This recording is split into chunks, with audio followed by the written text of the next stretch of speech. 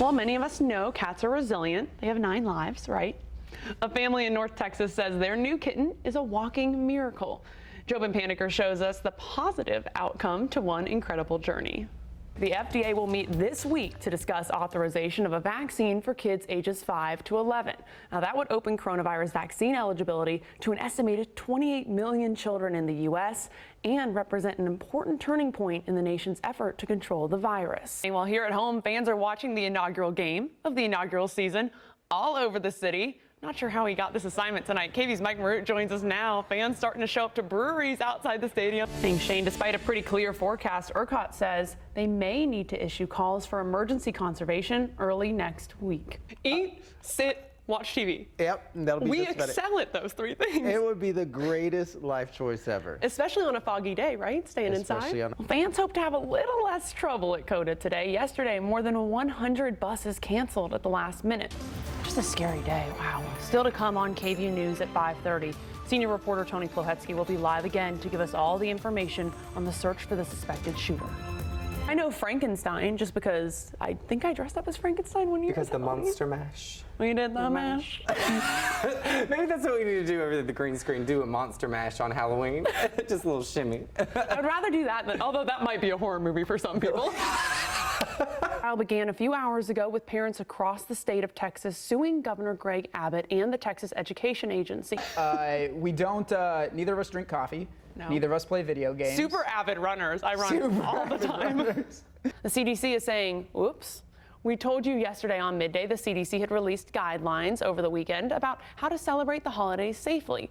But it turns out those recommendations of virtual gatherings and social distancing were last year's guidance when a vaccine wasn't available. Well, it's race day at Circuit of the Americas. During qualifying yesterday, Max Verstappen edged out Lewis Hamilton and Sergio Perez in a nail-biter. And while the event is sold out, you can catch today's race right here on KVU. Coverage starts at 12:30. Well, fans hope to have a little less trouble at COTA today. Yesterday, more than 100 buses canceled at the last minute. Many people were left waiting for shuttles at stations around Austin. COTA tweeted a statement saying, quote, "We know many guests have been disappointed and inconvenienced." That statement went on to say they've been affected by labor shortages and unexpected cancellations. COTA says it's working with local school districts to get more bus drivers and reopen the shuttle system. Guests also say there weren't any water stations at the event either, and that they had to wait in line for half an hour to pay for water. Temperatures near COTA reached 87 degrees yesterday. Other people complained about the lack of traffic control. Now, this comes after 360,000 tickets were sold for the 3-day event, which is a record for any Formula One race in the U.S. Because of the thousands of people in town for the Formula One race, this weekend is expected to set a new record at the Austin airport. Austin Bergstrom International Airport officials expect Monday to be the single busiest day of passenger traffic on record. Now, to avoid missing your flight, you're going to want to listen up. Travelers are advised to get to the airport well ahead of their scheduled departure time. That means 3 hours early for domestic flights and at least 3.5 hours early for international travelers.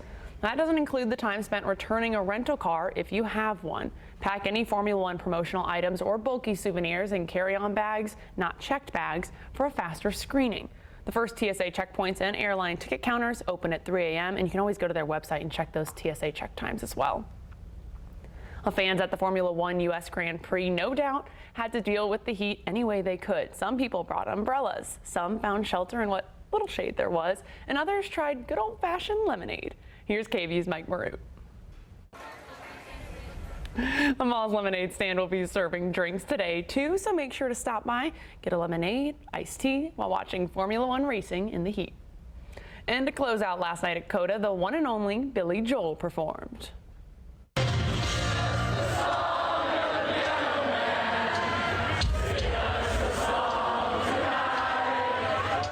feel like I should be holding a lighter right now. The Piano Man certainly did have the crowd rocking last night. Joel performed many of his hit songs. As you probably guessed, Piano Man was one of them. And there will be more music after tonight's race. Basketball superstar turned DJ Shaquille O'Neal will be performing at COTA today. DJ Diesel, as he's also known, will perform at 4:30 p.m.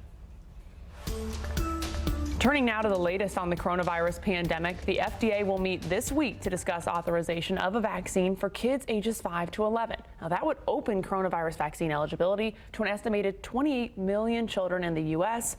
and represent an important turning point in the nation's effort to control the virus.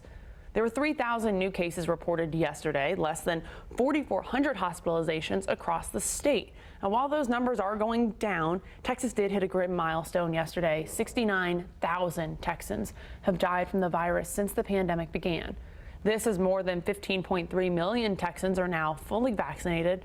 That's nearly 64% of the state's population that is eligible to get the vaccine.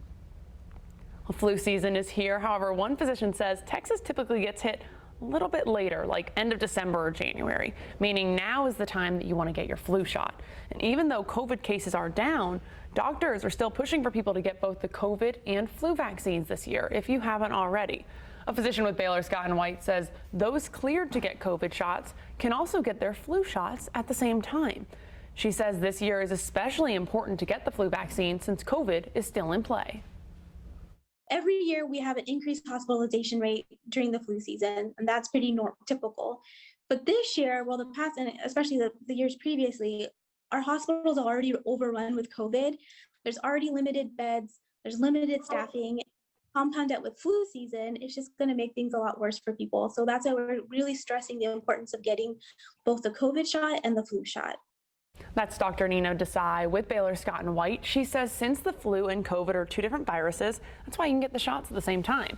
While the COVID vaccine is still just for people 12 and up, Desai says people as young as 6 months old can get the flu shot. Well, in 2 weeks, we'll be resetting our clocks, but do we have to fall back? What Texans would need to do to opt out of daylight saving time. Plus, villains from horror films pitted against one another. The villain most popular among Texans.